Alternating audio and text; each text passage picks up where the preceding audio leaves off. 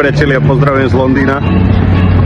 20 rokov sem okolo Veľkej noci vždy prídem a vychutnávam si tú atmosféru. Či je to Trafalgar alebo Oxford Street. Je to parádne. Ale to, čo ma mrzí najviac a to, čo trochu Angličanom závidím, je, že sa odrezali od toho šialenstva Európskej únie. Hlavný slovenský čávo sa ocitol v Londýne a užíva si prehnitú kapitalistickú slobodu.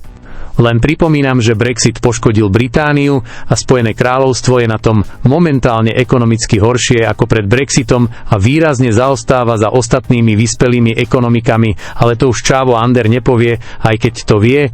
Bez Ruska naša ekonomika skončí. Bez Ruska nedokážeme fungovať.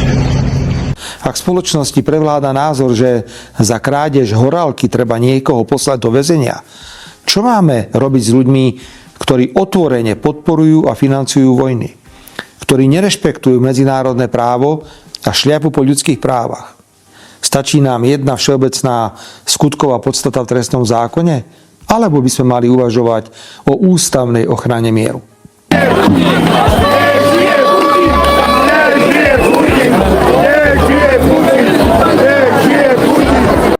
Farizejstvo tohto bazmeka nepozná hranice. Opäť tu máme falošného ochrancu mieru. Jeho šéfovia, ktorý masíruje análne otvory, rozpútali vojnové konflikty a on sa zamýšľa nad ústavným zákonom o ochrane mieru. Chce prijať ústavný zákon o mieri a zatvoriť Putina, Trumpa alebo seba. Opäť straší a pchá piliny do dutých hlav svojim priaznivcom a vypúšťa dymové clony. Ak niekto podporuje vojnových zločincov Putina a Trumpa, tak je to Robert Fico a jeho voliči.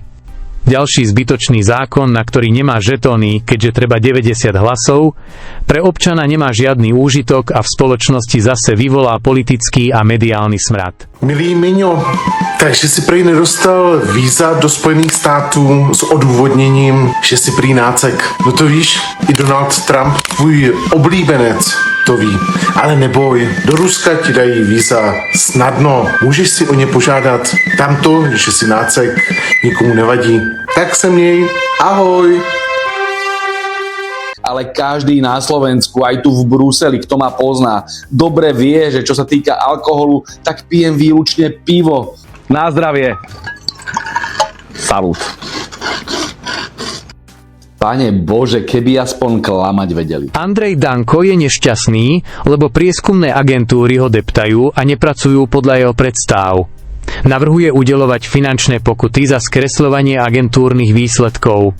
Všetko, čo tejto prepitej a neschopnej grupe nevyhovuje, plánujú zrušiť, zlikvidovať a prijať v parlamente legislatívne mŕtvoly. Ešte poviem k Dankovi veľmi odosobnene.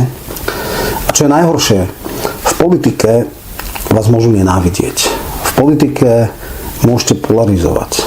Ak máte ultrafans a máte tých, čo vás neznášajú, to všetko sa dá prežiť. Ale čo je absolútne káo v politike, je, keď sa stanete smiešným. A on sa smiešným stal. Takto komentoval Michalko Andreja Danka, keď ešte nebol členom Slovenskej národnej strany. Zmenilo sa niečo odvtedy?